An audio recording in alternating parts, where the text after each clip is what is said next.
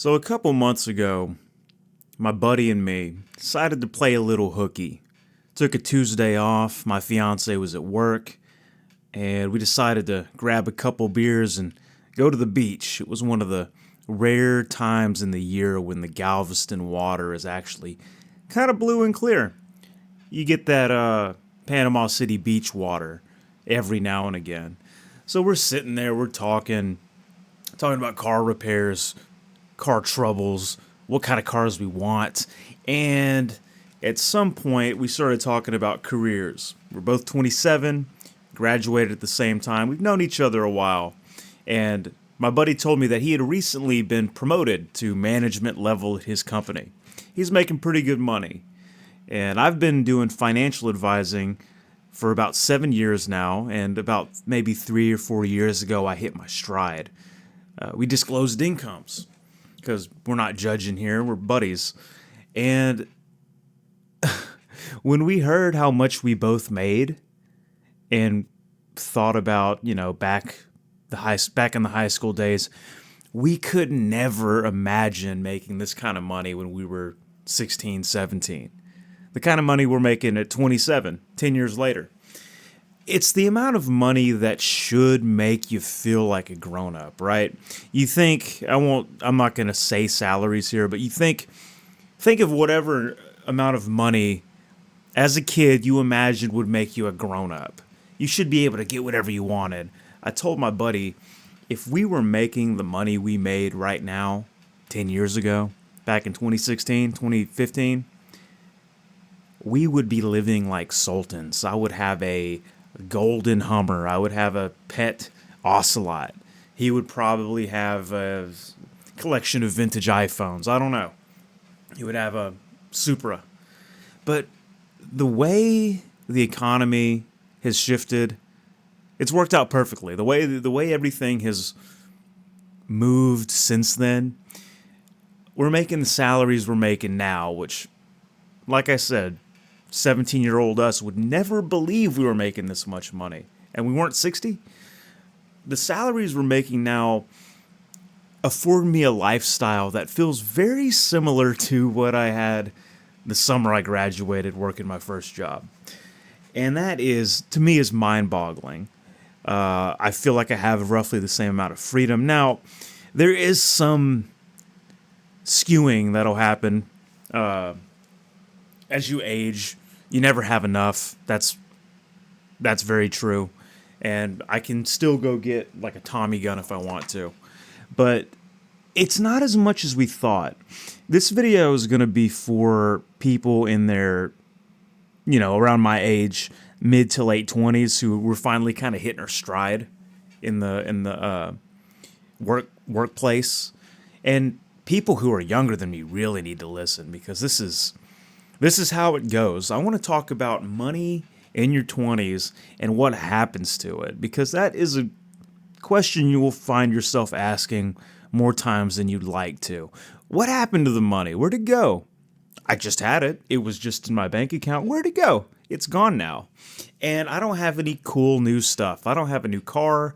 I don't have new toys. I don't have you name it. I don't have a new console. I don't have a PS5. Where did that money go?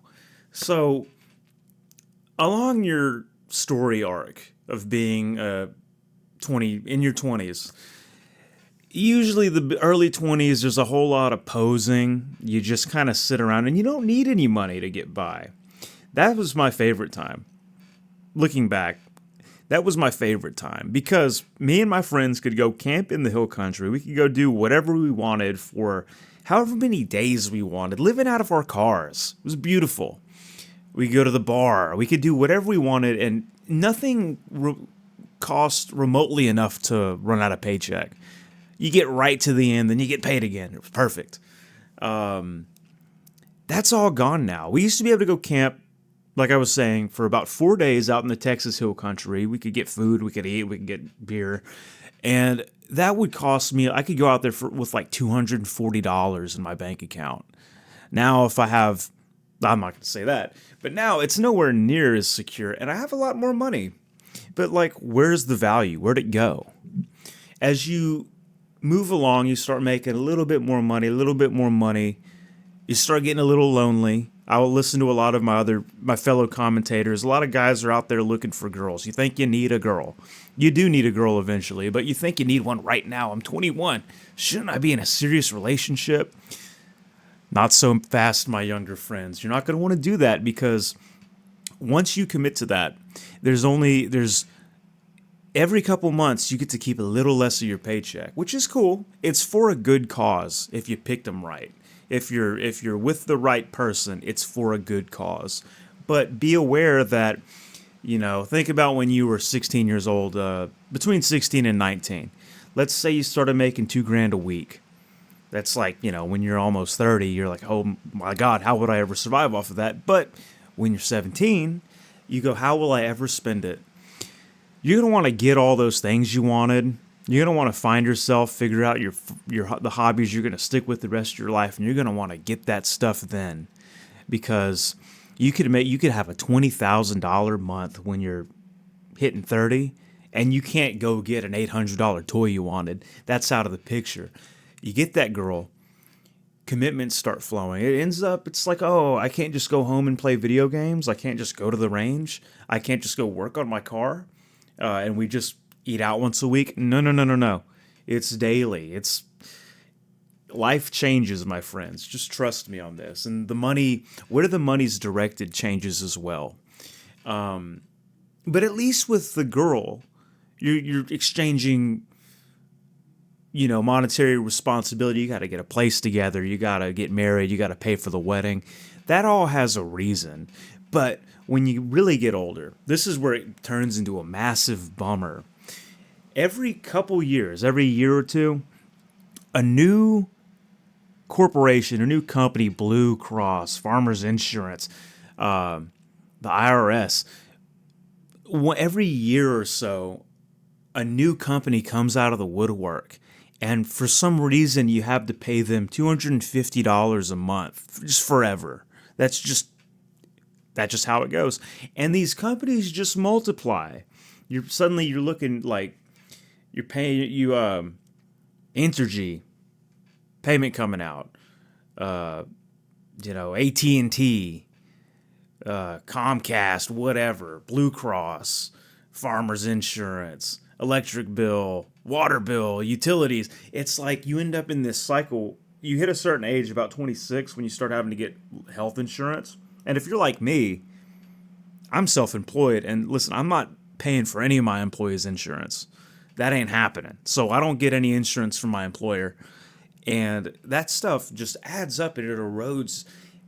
But on top of that, that's always happened, right? At least since our parents have been kids. It's not that big of a deal, right? They all had to get insurance, and homeowners and renters and health insurance. But the prices have gone up so much. Like back when I was 16, whenever the thought of being the age where I'm having to pay all these random bills and pay for a wedding and whatnot, before that ever occurred to me, prices were way lower. I'm paying at least triple on monthly fixed bills than my parents' first house mortgage. my parents, the house I grew up in as a kid, back in like 2004, that mortgage was like $600 a month. I'm paying like $2,500 a month on just insurance, a couple of little tiny car notes, because I mainly buy used cars. It's crazy. So value, my point, what happens to money when you're in your 20s, there's this arc, right? First you don't have any of it. Then you start getting a little bit, and you can really hopefully make it go a long ways. That's that time I was talking about where we could go camp for 4 days and have $200 in our checking account. Then you hit this nice little, hopefully, ideally, you'll hit this nice little spot between like 23 and 25 where you're getting close to adult money and you can go get all the stuff you want. Then you meet a girl. Then you got to kind of get ready to start a family if that's what you want to do. That's my goal.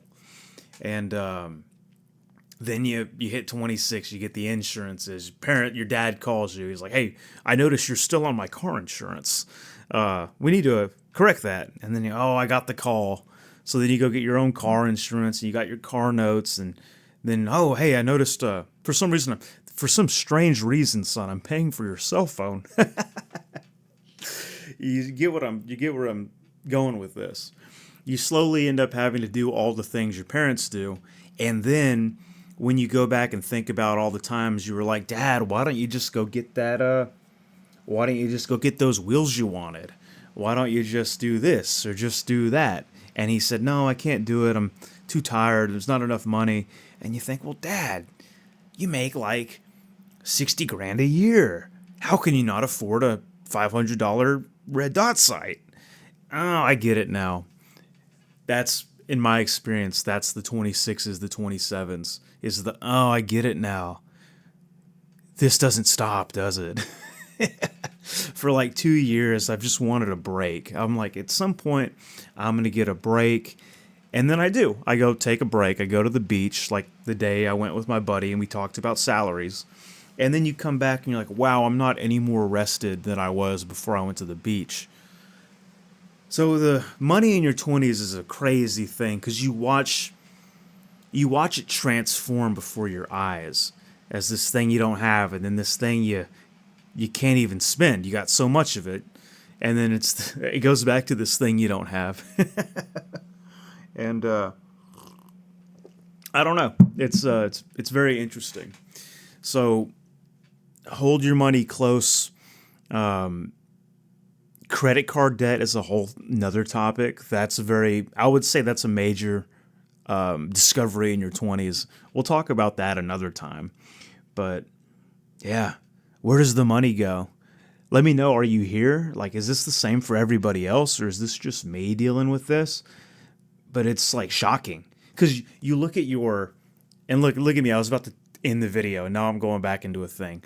You look at your set monthly bills, and you go, wow, like that's like 3 months of my salary at 17. How is that even possible? That used to be so much. That used to be an endless amount of money, and now it's multiples of what I used to value as a lot of money just to keep the lights on.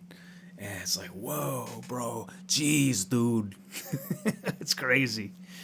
So hopefully, I'm 27. I'm hopefully not at the end of my story. I'll give a update when I'm 37 and tell you how money behaves differently at that age. But for now, it's like, wow, it just goes. And it goes on stuff I don't even want all the time.